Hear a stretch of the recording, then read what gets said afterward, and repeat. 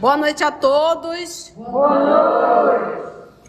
Hoje, exatamente 28 de agosto de 2023, estamos nós reunidos para estudarmos a obra Memória de um Suicida. Então, nós iremos iniciar fazendo a nossa prece de gratidão, que será proferida pela nossa querida Cecília, e logo depois a nossa irmã Aramita irá fazer a recapitulação do nosso último estudo.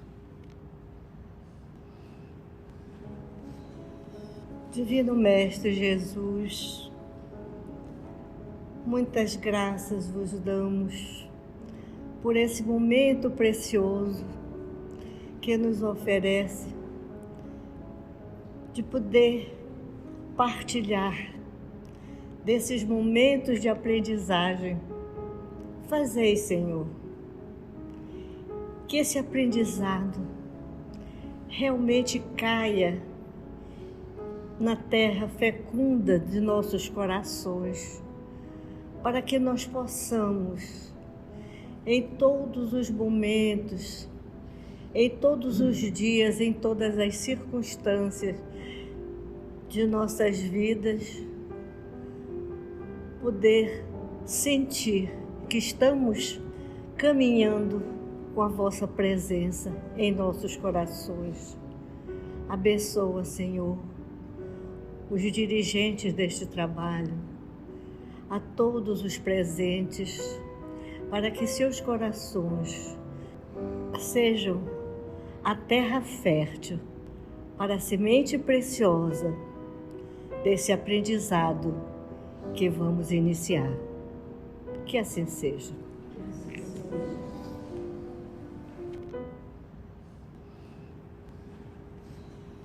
Em nosso último estudo, vimos o Camilo recordando os primeiros períodos logo imediato ao desencarne, que ele não sabe onde está, ele procura pelas pessoas, ele não entende o que está acontecendo com ele e ele vai se dando conta, pouco a pouco, do que está ao redor dele. O odor nauseante, fétido, né? Aquela coisa escura. Aí ele começa a se dar conta que, na realidade, ele está no cemitério. E ele não consegue se afastar do cemitério. Por mais que ele tente, e ele acaba voltando. Essa atração que ele tem para ficar próximo aos despojos dele. E ele está contando toda essa experiência que ele está passando nesse lugar, que ele não consegue se afastar ainda daí. Essa força que o atrai é o corpo, porque ele está vinculado ao corpo. O corpo ainda tem vitalidade. Então ele tenta se afastar, mas uma força o atrai, que é o corpo físico, né? Continua. Não sei como, estando cego, pude entrever em meio às sombras que me rodeavam o que existia em torno. Ele estava cego, mas ele conseguia ver o ambiente. Obviamente que ele estava cego era uma condição psíquica, não era orgânica, porque o organismo dele já estava entrando em decomposição. Eu me encontrava num cemitério. Agora que ele identificou onde é que ele estava, porque lembra, ele achou que ele estava dentro da casa dele, dentro do quarto dele, lembra? Achava que as pessoas não estavam respondendo, por que ele estava com aquele mau cheiro todo, por que ninguém fez uma higiene nele. Então, agora que ele pôde perceber que ele estava dentro de um cemitério. Eu me encontrava num cemitério. Os túmulos com suas tristes cruzes em mármore branco ou madeira negra, ladeando, seguido por imagens sugestivas de anjos pensativos. Alinhavam-se na imobilidade majestosa do drama em que figuravam. A confusão cresceu. Por que me encontraria ali? Como viera, pois, nenhuma lembrança me acorria? E o que viera fazer sozinho, ferido, dolorido, extenuado, exausto? Era verdade que tentara o suicídio, mas... Então, ele não era materialista? Então, uma vez que ele tentou o suicídio, ele iria morrer e ia deixar de pensar, ia deixar de existir. Então, agora ele percebe que ele existe, ele pensa, então ele acha que ele está o quê? Vivo. Então agora ele já descobriu que ele não está dentro da casa. Ele já percebeu, ele não consegue entender como, mas ele consegue ver sepultura, ele consegue ver a cruz de mármore, a cruz de madeira, ele consegue ver aquelas estatuazinhas dos anjinhos. Ele não sei como, mas eu estou conseguindo ver. Agora ele pergunta, como é que eu vim parar aqui? Eu não me lembro de nada. Não me lembro de nada. Como que eu vim parar aqui? Ir sozinho no cemitério? Porque o fato dele se ver no cemitério, isso não dá informação que ele está morto. Era verdade que tentaram suicídio, mas eu penso, eu estou aqui, eu tô vivo. Estou sentindo dor. Sussurro macabro. Qual sugestão irremovível da consciência, esclarecendo a memória aturdida pelo ineditismo, o inédito presenciado. Percutiu o barulho, estrondosamente pelos recôncavos alarmados do meu ser. Aí aquela voz lá dentro. Não quiseste o suicídio? Pois aí o tens. Ele escutou isso dentro dele. Como assim? Como poderia ser se eu não morrera? Acaso não me sentia ali vivo? Por que então sozinho, imerso na solidão tétrica, tenebrosa, da morada dos mortos, que é o cemitério? Os fatos irremediáveis, porém, impõem-se aos homens como aos espíritos com majestosa naturalidade.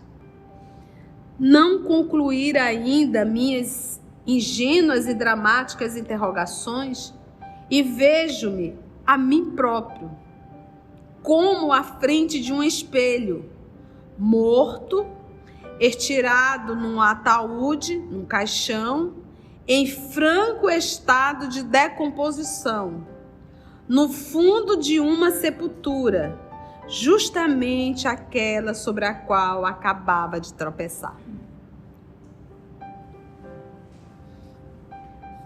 Ele se vê.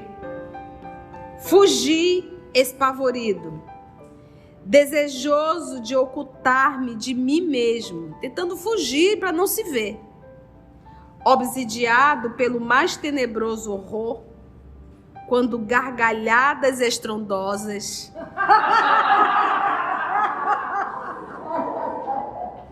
de indivíduos que eu não lograva enxergar, eu não conseguia enxergar, explodiam atrás de mim e o coro nefasto perseguia meus ouvidos torturados para onde quer que me refugiasse. Como louco que realmente me tornara, eu corria, enquanto aos meus olhos cegos desenhava-se a hediondez satânica do meu próprio cadáver apodrecendo no túmulo, empastado de lama gordurosa, coberto de asquerosas lesmas que, vorazes, lutavam por saciar em suas pústulas, seus tumores, seus ferimentos, a fome inextinguível que traziam, transformando-o no mais repugnante e infernal monturo, monte de lixo, que me fora dado conhecer. Então ele olhava e via tudo o que estava acontecendo com o próprio corpo, porque ele está ligado ao corpo. Tia, isso só acontece com o suicida? Não. Aonde está o teu tesouro? Aí também está o teu coração. Quis furtar-me a presença de mim mesmo, procurando incidir, precipitar no ato que me desgraçara, isto é, reproduzir a cena patética do meu suicídio mentalmente, como se por uma segunda vez buscasse morrer, a fim de desaparecer na região do que a minha ignorância dos fatos de além-morte eu supunha o eterno esquecimento. Mas nada havia capaz de aplacar a malvada visão. Ela era a visão antes verdadeira imagem perfeita da realidade que sobre o meu físico espiritual se refletia. Quem é o físico espiritual? É o perispírito. E por isso me acompanhava para onde quer que eu fosse, perseguia minhas retinas sem luz, invadia minhas faculdades anímicas, imersas em choques, e se impunha à minha cegueira de espírito caído em pecado, supliciando-me sem remissão. Na fuga precipitada que empreendi, ia entrando em todas as portas que encontrava abertas, a fim de ocultar-me em alguma parte. Mas de qualquer domicílio a que me abrigasse, na insensatez da loucura que me enredava, que me prendia, era enxotado a pedradas, sem poder distinguir quem, com tanto desrespeito, assim me tratava. Ele tentava fugir do cemitério, viu umas casas, tentava entrar nas casas e ali ele era enxotado das casas. Vagava pelas ruas, tateando aqui, tropeçando além. Aí você vai dizer, mas tia, quando ele ia para longe, ele deixava de ver? Não. É isso que o supliciava, sem remissão. Sem remissão. Para onde ele ia, ele tentava fugir, mas as imagens estavam com ele. Por quê? Porque ele estava vinculado ao corpo. E por mais que ele tentasse, lá estava ele novamente ali. Aí ele diz, vagava pelas ruas, tateando aqui, tropeçando além, na mesma cidade em que meu nome era endeusado, como de um gênio, sempre aflito e perseguido. A respeito dos acontecimentos que com minha pessoa se relacionavam, ouvi comentários destilados em críticas mordazes, duras, sarcásticas e irreverentes, ou repassados de pesar sincero pelo meu trespasse, pela minha morte, que lamentava. Então ele ainda tinha que ouvir o zuzunzum do povo, ele estava na cidade dele. Então ele ouvia uns tirando realmente brincadeira. Tornei a minha casa. Surpreendente desordem estabelecera-se em meus aposentos. Atingido objeto de meu uso pessoal, meus livros, manuscritos e apontamentos, os quais já não eram por mim encontrados no local costumeiro, o que muito me enfureceu. Que sofrimento, né? Aí a gente para e pensa assim, tudo isso foi porque ele adquiriu a sífilis, dessa sífilis derivou uma cegueira, e o suicídio dele, o que mais incomodava ele não era a enfermidade, o que mais incomodava ele era ele assumir essa enfermidade frente aos seus inimigos.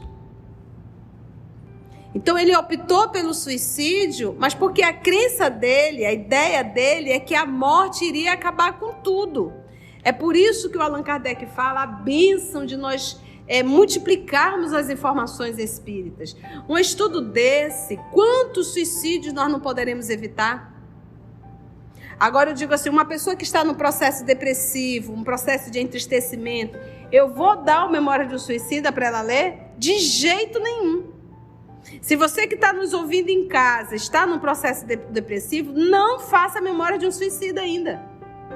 Procure Boa Nova, que está no canal, procure Pensamento e Vida, procure fazer o Evangelho, mas jamais adentre no estudo desse, porque sua mente está adoecida e você vai lidar com a dor humana, então você vai ficar mais para baixo ainda.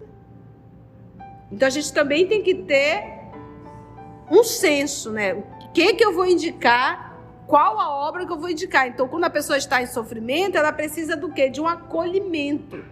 Qual a obra para acolher? O Evangelho, o livro Boa Nova, o livro Pensamento e Vida, que vai nos ajudar a lidar com as nossas enfermidades psíquicas, entendeu? Então, para ler Memória de um Suicida, você tem que estar bem. Senão, você não aguenta. Então, olha só, ele se enfureceu porque as coisas não estavam no lugar. Então, ou seja, ele tem certeza que ele é o dono da casa. O espírito está vivo. E que, sim, é o dono da casa que está vivo. Orgulhoso. Como pode ter tirado minhas coisas do lugar? Então, imagina a relação, devia ser muito boa com ele, né? Conviver com ele, né? Disse-ia que se dispersara tudo. Encontrei-me estranho em minha própria casa. Procurei amigos, parentes a quem me afeiçoara. A indiferença que lhes surpreendia a respeito da minha desgraça chocou-me dolorosamente. O povo não está nem aí. Agravando o meu estado de excitação. É por isso que eu digo, desencarnou, segura na mão de Deus e vai, vaza, vai. Não volte. Porque você não vai encontrar as coisas no lugar e você vai sofrer. E às vezes, nesse ato de sofrimento, você pode inclusive se tornar um obsessor de alguém da casa. Então imagina você, marido, deixou lá sua esposa, seus filhos, desencarnou. Aí você, desesperado, passa alguns meses, volta para ir ver sua casa. Os seus filhos já não estão dentro da casa. E a fofa já colocou um fofo lá dentro, está dormindo na tua cama. Dependendo da tua situação, tu fica ali mesmo e vira obsessor.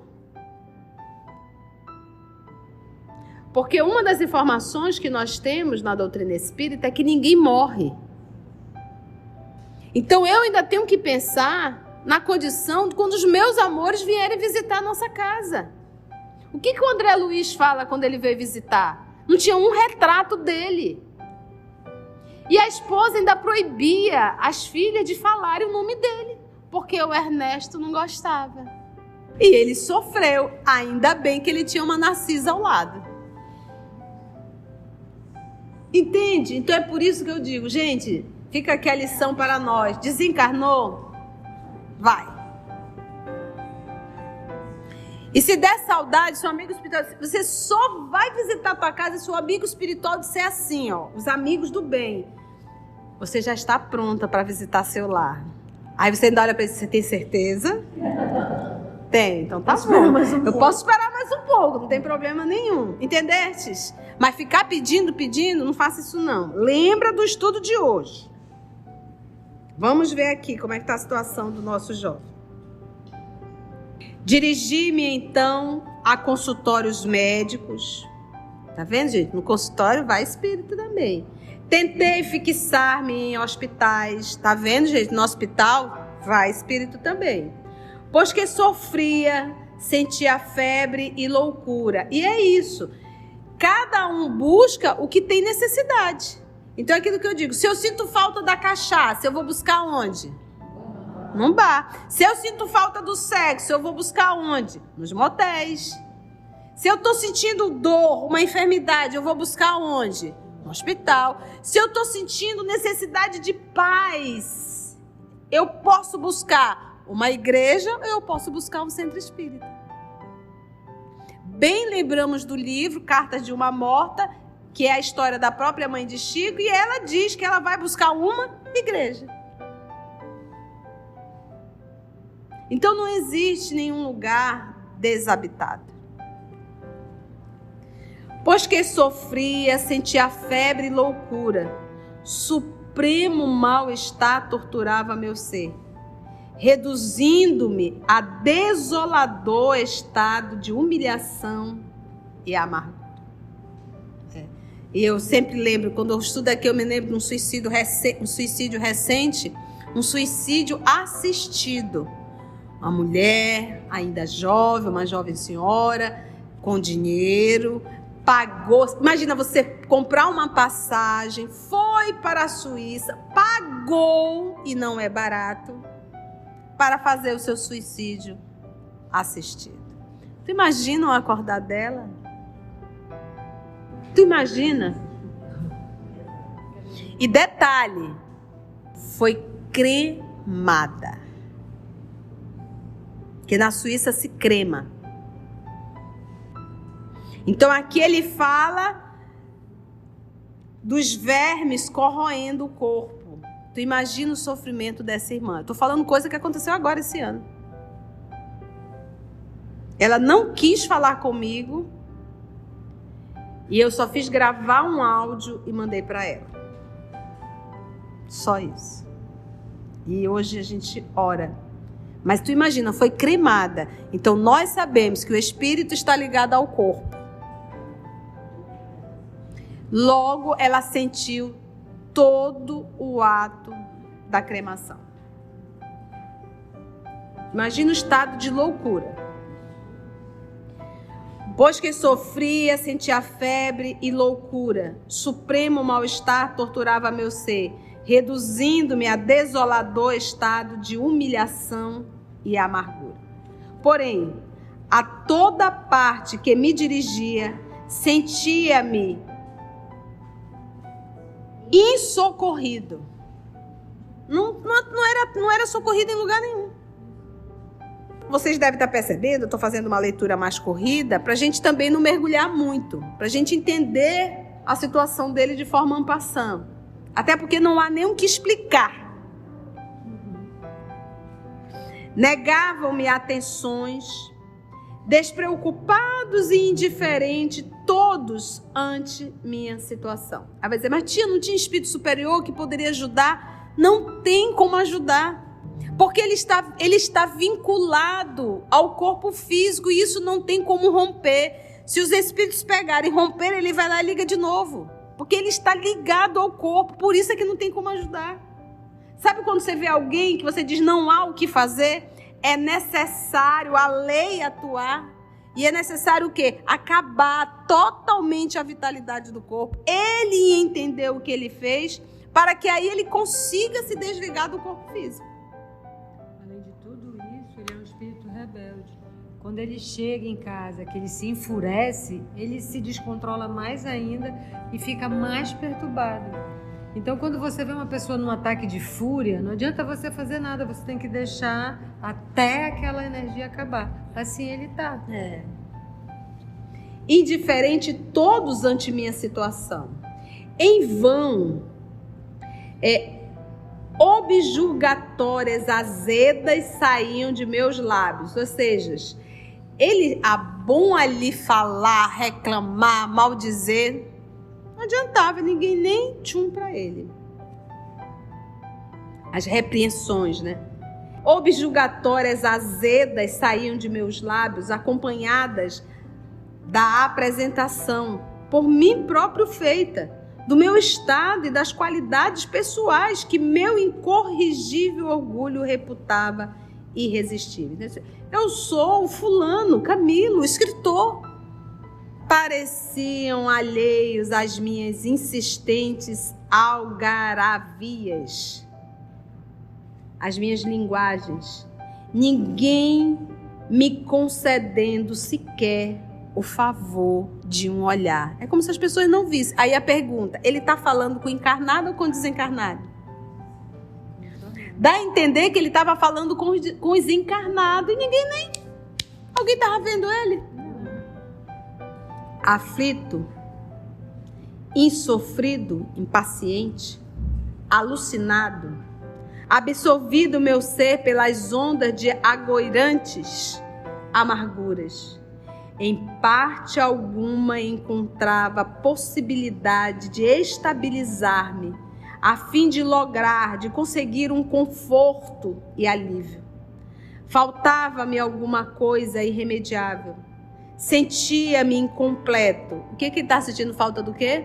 Do corpo. Eu perdera algo que me deixava assim, entonteado.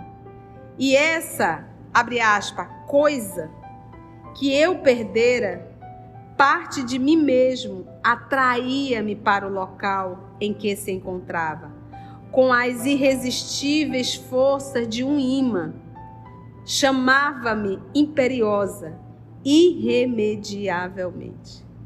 E era tal a atração que sobre mim exercia, tal vácuo que em mim produzira esse irreparável acontecimento, tão profunda a afinidade, verdadeiramente, olha a palavra, vital, de vida, de vitalidade, que a essa, entre aspas, coisa, me unia que, não sendo possível de forma alguma fixar-me em nenhum local. Entende por que ele não é acolhido pela espiritualidade? Em nenhum local para que me voltasse, tornei ao sítio tenebroso de onde viera, o cemitério. Aí ele volta de novo para o lugar. Essa, entre aspas, coisa, cuja falta assim me enlouquecia, era o meu próprio corpo, o meu cadáver, apodrecendo na escuridão de um túmulo. E aí tem uma nota da senhora Ivone. A Aramita vai ler. Nota da médium. Certa vez, há cerca de 20 anos, um dos meus dedicados educadores espirituais, Charles, levou-me a um cemitério público do Rio de Janeiro a fim de visitarmos um suicida que rondava os próprios despojos em putrefação. Escusado será esclarecer que tal visita foi realizada em corpo astral. O perispírito do referido suicida, hediondo, qual demônio, infundiu-me pavor e repugnância. Apresentava-se completamente desfigurado e irreconhecível, coberto de cicatrizes. Tantas cicatrizes quantos haviam sido os pedaços a que ficara reduzido seu envoltório carnal, pois o desgraçado jogara-se sob as rodas de um trem de ferro, ficando despedaçado. Não há descrição possível para o estado de sofrimento desse espírito. Estava enlouquecido, atordoado, por vezes furioso, sem se poder acalmar para raciocinar, insensível a toda e qualquer vibração que não fosse a sua imensa desgraça. Tentamos falar-lhe, não nos ouvia. E Charles, tristemente, com acento indefinível de ternura, falou, abre aspas, aqui só a prece terá virtude capaz de se impor. Será o único bálsamo que poderemos destilar em seu favor, santo bastante para, após certo período de tempo, poder aliviá-lo. Fecha aspas. E essas cicatrizes? Perguntei impressionada. Responde Charles, só desaparecerão depois da expiação do erro, da reparação em existências amargas que requererão lágrimas ininterruptas, o que não levará menos de um século, talvez muito mais. Que Deus se amerceie, que tenha graça, perdão, que Deus se amerceie dele, porque até lá, durante muitos anos, orei por esse infeliz irmão em minhas preces diárias.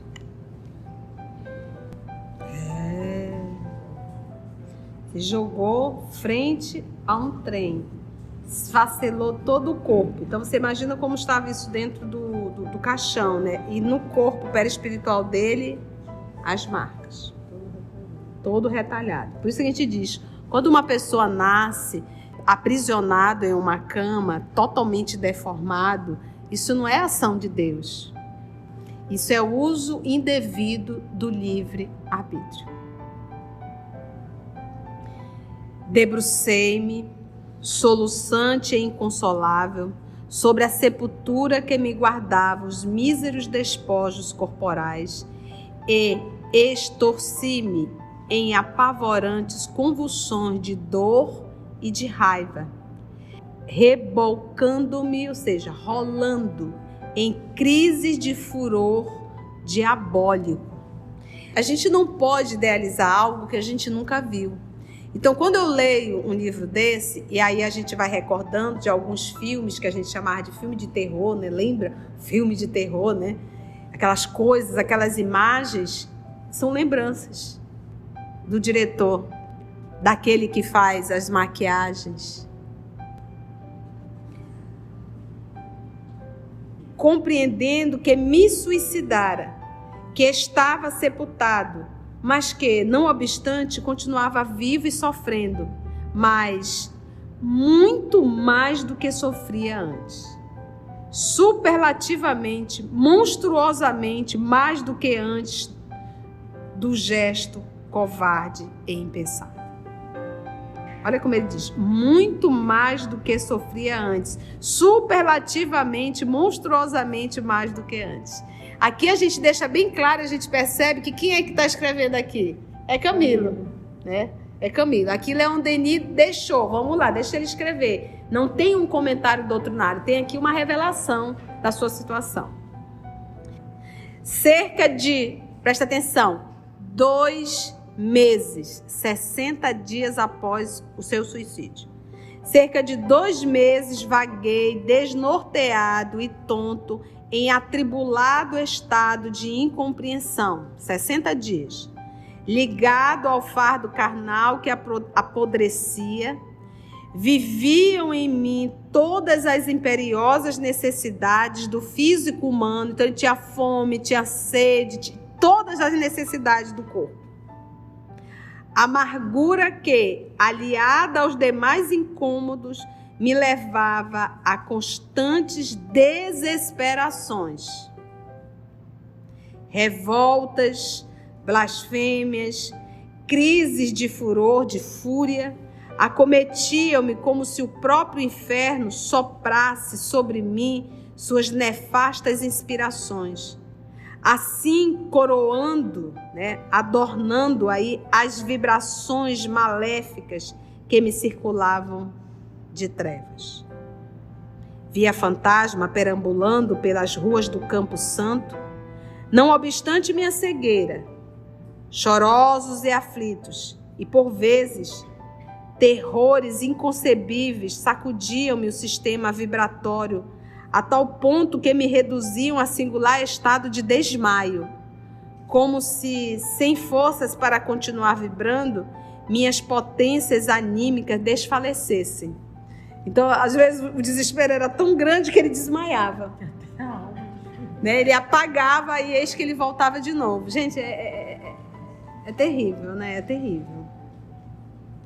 Desesperado em face do extraordinário problema, entregava-me cada vez mais ao desejo de desaparecer, de fugir de mim mesmo, a fim de não mais interrogar-me, sem lograr lucidez para responder, incapaz de raciocinar que, em verdade, o corpo físico material, modelado no limo putrescível da terra, fora realmente aniquilado pelo suicídio. O que poderia ajudar o senhor Camilo agora? A oração. A oração. Ele é difícil orar por causa do estado de loucura. Ninguém comete o suicídio em equilíbrio emocional. Então não é ele, seria a oração de terceiros. Ajudaria muito. Aliviaria. E que o que agora eu sentia confundisse com ele, com o corpo, porque solidamente a ele, unido por leis naturais de afinidade, que o suicídio absolutamente não destrói. Era o físico espiritual, o perispírito, indestrutível e imortal, organização viva, semi-material, fadada a elevados destinos, a porvir glorioso no seio do progresso infindável. Relicário. Qual é a função do relicário? Lembra? Tudo fica escrito no relicário. Toda a tua história você pode ali escrever no relicário. E ele usa o termo relicário, no qual se arquivam, presta atenção, a memória é do espírito. Não vamos confundir. Tudo que é pensamento, ação, memória é espírito. No corpo perispiritual fica gravado o que tu fizeste com o corpo. Tá? Não vamos confundir. O corpo perispiritual é como se fosse um carbono. Então, ali fica arquivado as impressões do corpo físico. Por quê? Porque o corpo perispiritual, ele é um organismo. Ele não é uma individualidade, ele é um organismo. Então, o que foi feito com o corpo, no corpo perispiritual também o fez. E o que, por exemplo, quanto mais evoluído o espírito, menos denso o seu perispírito. Então, quando a gente fala de Júpiter, que já não tem mais um corpo desse tão grosseiro, que o corpo já é diáfano, talvez muito mais para perispírito do que para corpo físico. Aí você diz, o nosso querido Camilo tem essas informações? Não. Aqui a gente já começa a perceber uma mãozinha de quem? Leon Denis. Então ele diz, olha, era o físico espiritual, o perispírito, indestrutível e imortal, organização viva, semimaterial, fadada a elevados destinos, a porvir glorioso no seio do progresso infindável, relicário no qual se arquivam, qual o cofre que encerrasse valores, nossos sentimentos e atos. Você percebe que é Leon Denis, né?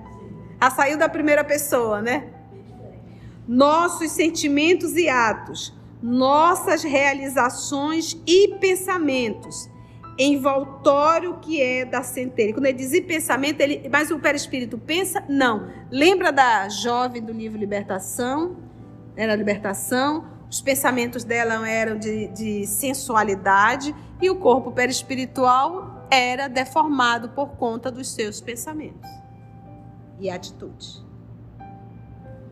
Então, nossas realizações e pensamentos, envoltório que é da centelha sublime que rege o homem. Quem é a centelha sublime que rege o homem? O espírito. Isto é, a alma, o espírito encarnado. Eterna e imortal como aquele que de si mesmo a criou. Cenas do próximo capítulo. Perguntas?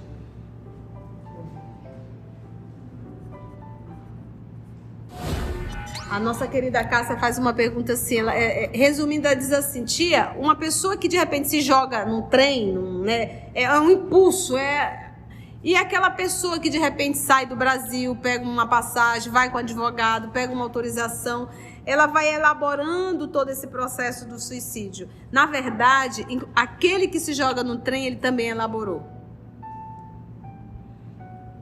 Ninguém comete suicídio assim, vou me matar aí agora, pum. É algo que ele vem nutrindo dentro dele. Ele vem idealizando. Porque qual é o propósito? Deixar de viver. Qual a lição? Tu não deixou de viver. Tu vais continuar. E vai agora sofrer e sofrer muito. Agora, o que a gente percebe? Volto a repetir. Não é a forma. É o que me levou a. O que está por detrás de. Tem pessoas que cometem o suicídio só para maltratar alguém.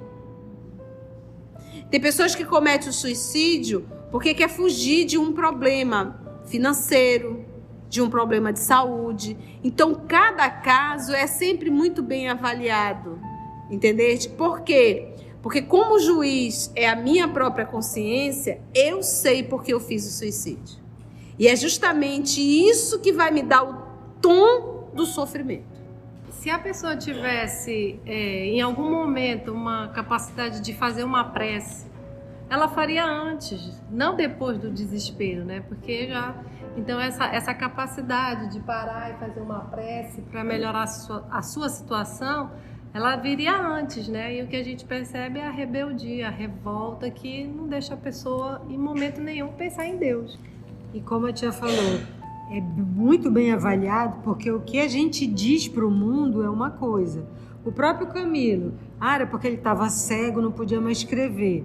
Mas a gente vê aí, o que ele vê? Os meus inimigos vão ficar me vendo cego e sofrendo. O que é o quê? Orgulho. Exatamente isso. O orgulho. Foi bom? O espírito, ele é o ser pensante. Porque quando ele fala em pensamento, a gente pensa assim, o perispírito, ele não pensa. O perispírito, ele arquiva o que tu fizeste com o corpo físico. Mas o perispírito não é o ser pensante. O ser pensante, o ser da memória, o ser da mente é o espírito.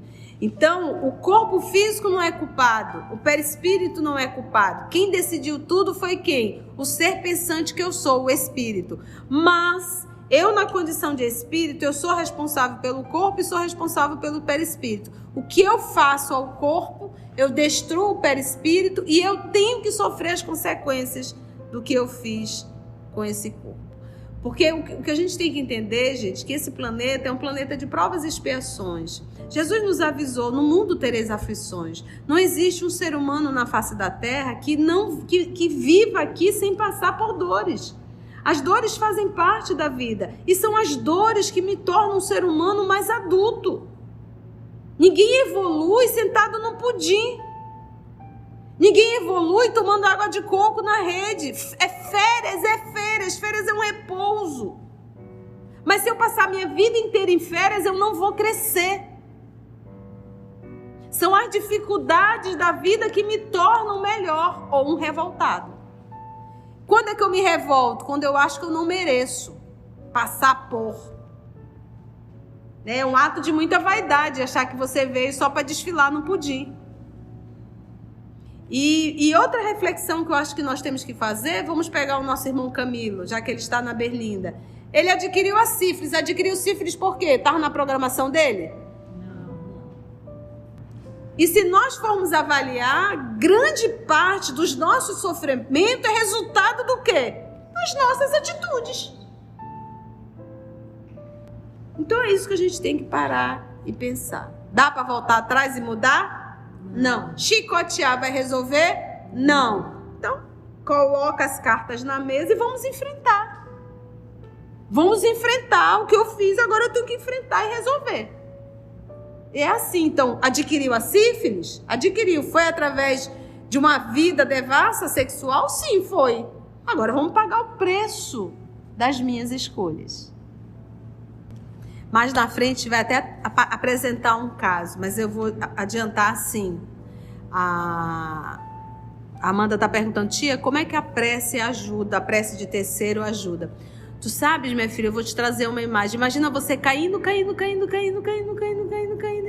E por alguns segundos alguém consegue te parar.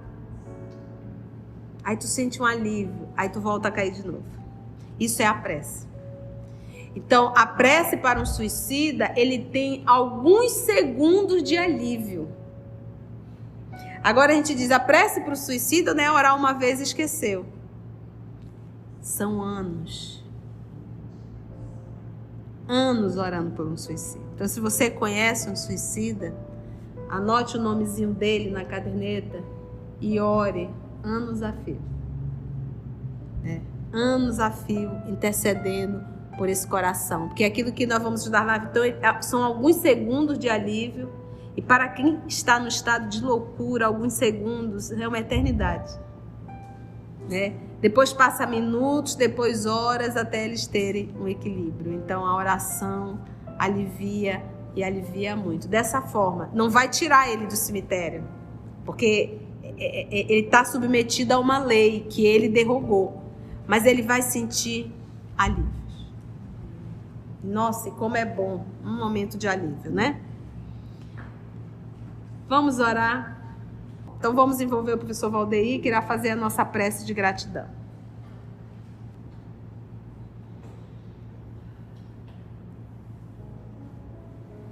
Pai nosso que estás nos céus, na glória da criação, recebe, Senhor, a nossa prece da forja do coração.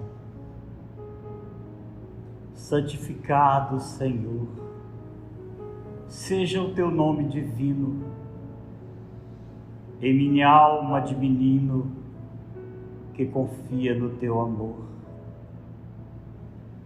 Venha a nós o teu reinado de paz e misericórdia, que espalha a luz da concórdia sobre o mundo atormentado. que a tua vontade, assim, que não hesita nem erra, seja feita em toda a terra e em todos os céus sem fim. Dá-nos hoje do celeiro da tua imensa alegria o pão nosso que sacia a fome do mundo inteiro. Perdoa, Pai, nesta vida os erros que praticamos, assim como perdoamos toda ofensa recebida. Não deixes que a tentação